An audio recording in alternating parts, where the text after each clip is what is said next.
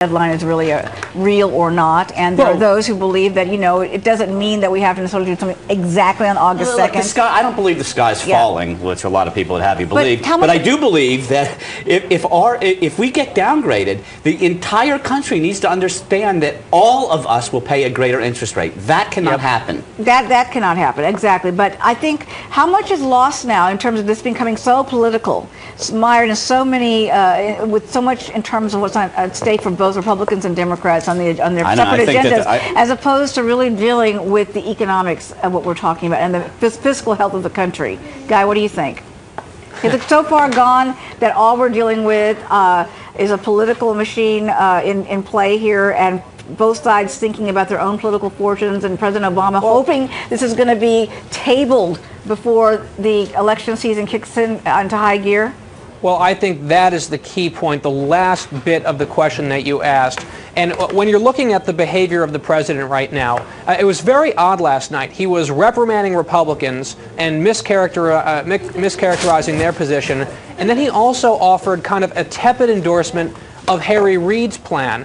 And if you look at John Boehner's plan and Harry Reid's plan, they're actually relatively similar. Boehner's plan, I think, is better, and they just announced a few moments ago, Republican leaders came out of a closed-door meeting on Capitol Hill. They believe they have the votes not only in the House, but also possibly in the Senate to pass Speaker Boehner's plan, which would be a major development if, in fact, the whip count is there. Indeed. But at the end of the day, if you look at Reid versus Boehner's plan, they're not necessarily that far apart. They both cut. Reid's cuts are a little bit faker than Boehner's cuts. They both don't raise. Well, it's true. There's a lot more gimmicks in Reid's cuts. Neither plan raises taxes. The one major difference, Uma, is that Reid's plan gets the president past the election. Boehner's plan does not, and I think that's why you saw the president say, let's go with Reid's plan, because I don't want to deal with the debt again. And he mentioned actually the word, you know, election, you know. Right. And I just thought that was very odd, you know, just to mention it, put it out there like that.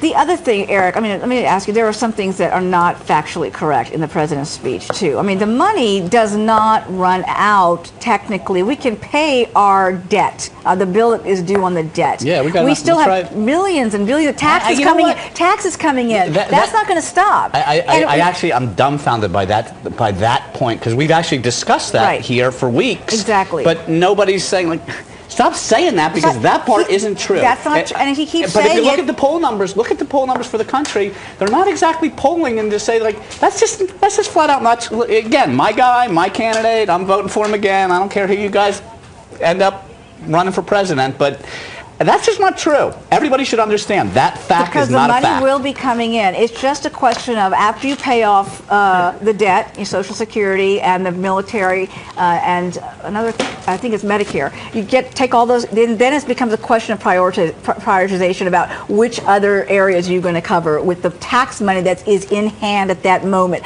That's where it's going to hurt, because not everybody's going to get funded. But to this notion that the president keeps saying that people are not going to get their Social Security checks if this doesn't happen, it's beyond me. It's a major scare tactic. It's a lie. It's a lie. Uma, one thing that I think is smart, you're seeing today, Senator Pat Toomey, a Republican of Pennsylvania, he's introducing a bill that explicitly says, if in fact we go into this partial default, if we get past the deadline and have to start servicing the debt, we're going to prioritize debt service, Social Security benefits, paying the troops, all the big scare tactics that Democrats have been using, saying, look, we don't know if we can pay for these things.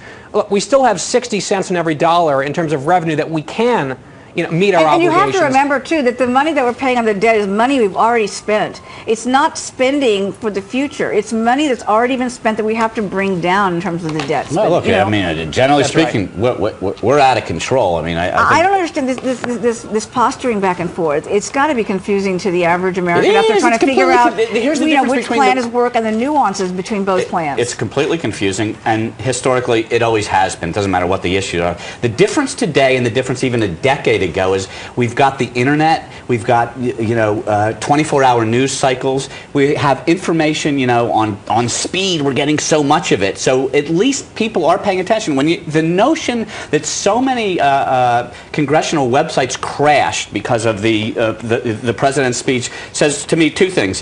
One is everybody whose site who's crashed is not up to speed technology-wise. You better do something about that, because you got a president sitting in the Oval Office who's going to cream every one of you on the internet. It's very, very important. It's the swing vote, just like it was in the last election. Very good point. And two, it means that people have easier access to get to information and to have their voice heard, and they should do that.